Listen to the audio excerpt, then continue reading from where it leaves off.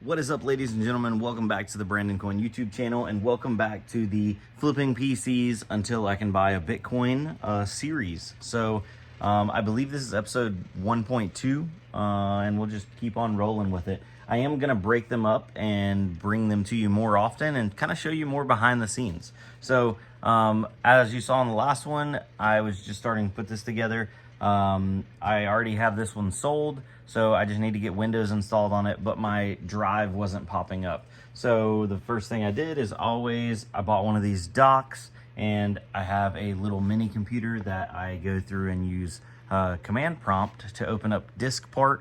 And it's a very powerful piece of software where you can clean drives, and sometimes drives that won't show up, they will show up in command prompt, and I'll actually show you how to do it really quick. All right, so you're gonna open up command prompt, you're gonna right click and run it in administrator, and then you're gonna type in DiskPart.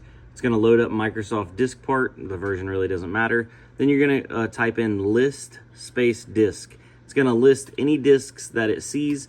Obviously disk 0 is your main one normally. Double check that to make sure. You can unplug the current disk and then list them again, and that one will be gone. So disk 1 is our new one. You see it only shows free as 8 megabytes. Something was on there and it was being hidden or something, not sure. But anyway, type in select space disk space 1. Disk 1 is now selected. Then do clean, hit enter, and DiskPart succeeded in cleaning the disk. Now we're gonna need to open up and enable or initialize the disk.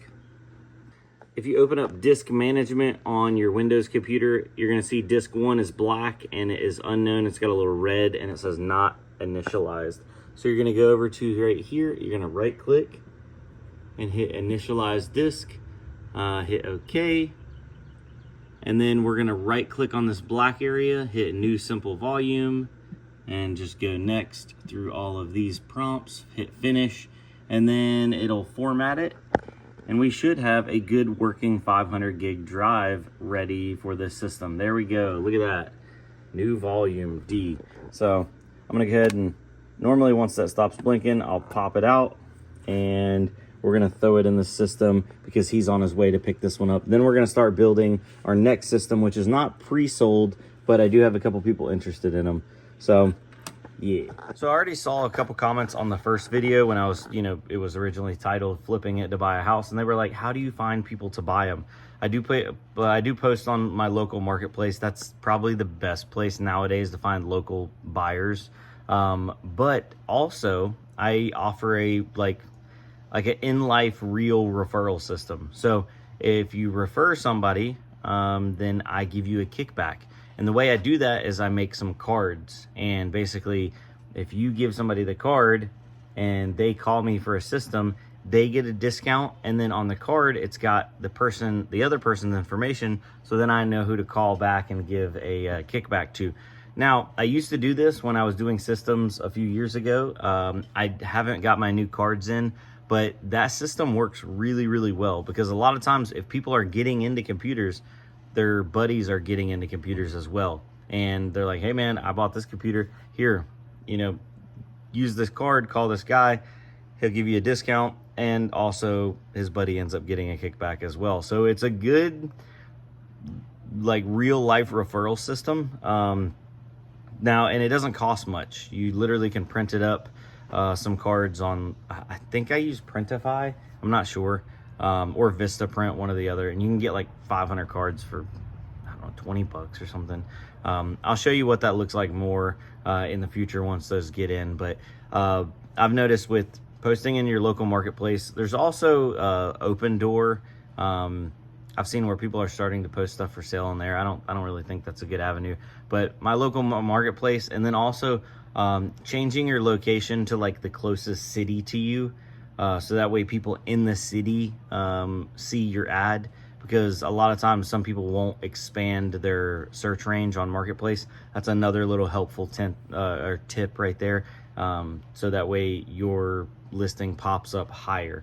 I try to avoid doing sponsored listings because I feel like it's a bad snowball. Once you sponsor, you always got to sponsor, and you just got to keep paying. But yeah, we'll just keep on chugging. All right, so it found the drive. we were good to go. And that was after it couldn't find it because I don't know what was on it. But regardless, got the glass on, it's installing, he's on the way, and I need to start putting together the next system. So I have another BitPhoenix Enzo case, and then I have this one down here. I don't remember what this is, but I figured maybe this would be good for like an ultra budget build. I don't know, gotta get this cleaned up. Let's pull this one up. Looks like there's something inside of it. All right, so this is the Helix case. I was buying these cases, I don't know, like a year or two ago, because they used to come with a power supply in them. It looks like I robbed the power supply out of it and put a Thermaltake 500 in, because I think these come with like a 450 watt, not much. But looking down in here, at first glance, it looks like an X99 board, but it's not actually an X99 board. And it looks like I hot glued a M.2 drive in there. Got some cobwebs. I'm not sure if any of this works. I don't like that hot glue, so I'm gonna peel all that off. And it's got some RAM in here. How much has it got? A 4 gig and a 4 gig. So it's got 8 gigs of RAM. Oh, this is DDR3. This is actually an X79 system. So this is older. Definitely gonna be on the cheap side, and I definitely won't be replicating this, but maybe we can price it right to get it moved and get it out of our hair. Maybe give somebody a cheap little system. I'm wondering, it's probably like a 4-core Xeon in there, so not much to write home about. We'll get it up on the desk once this other computer's done. All right, so I got Windows installed on that system, and I just talked to the customer, and he's not gonna be able to make it by today, but we're actually gonna meet up next week. Regardless, time to move on to the next one. I had somebody call me and said they got my number from somebody else and asked if I had anything cheap. And I was like, well, how cheap do you want to go? And he's like, well, my kid wants to like play Roblox on it. And I'm like, what's your budget? And he said under $100. I don't have a lot that's under $100 that is in my shop, like a full-fledged PC, but I did have these old Dell Xeons. These are workstations. They're the Precision T3500. They are quad core. They're old though. They are the, I don't remember what, I think the W3550 Xeons, and they have Quadro 2000s in them. I have no idea if this is enough to run Roblox, but I'm installing Windows on one right now, and of course the cat's right here. It had 120 gig SSD in it. So if this will end up working, then, you know, boom. Might end up taking a picture of this and putting these online, because I have quite a few of them. You know, put them up for like 99 bucks or something local. No way I could ship these because they weigh an absolute metric boatload. But yeah, let's see if Windows will even fully install on this. I'm putting Windows 10 Pro. I got it up and running on Windows 10. It's got a W3530 in it, so 4-core, 8-thread. It's got 6 gigs of RAM in there running in triple channel, so there are 2 3-gig sticks. There is 3 empty slots, so you could technically, I guess, step this up to 12 gigs or get bigger sticks. I'm not really gonna worry about any of that.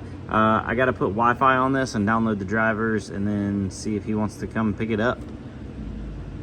All right guys, so here's the running tally as of right now. Ended up moving that system right there, the white BitPhoenix one, that netted us about, what is that, 160,000 Satoshis. That put us up to 253,000 Satoshis. And then I did end up selling that OEM Dell system, which I have a bunch more of those, and I need to go and reflash all those. I had to go back and look, and it looks like I bought them all in a bulk deal, but my average cost is about $28 a piece on them, so I rounded it up to 30. So each one of those I sell, I profit about 70 bucks, which is, as of today in Bitcoin, about 65,000 Satoshis. So that puts our running tally up to 318,000 Satoshis. And I'm gonna be working on getting some more systems, hey there, back up and for sale tonight. So got a lot more coming. Stay tuned, ladies and gentlemen. Hopefully you like this and enjoy the behind the scenes. But with that being said, I'll peace out and see you on the next one. Adios.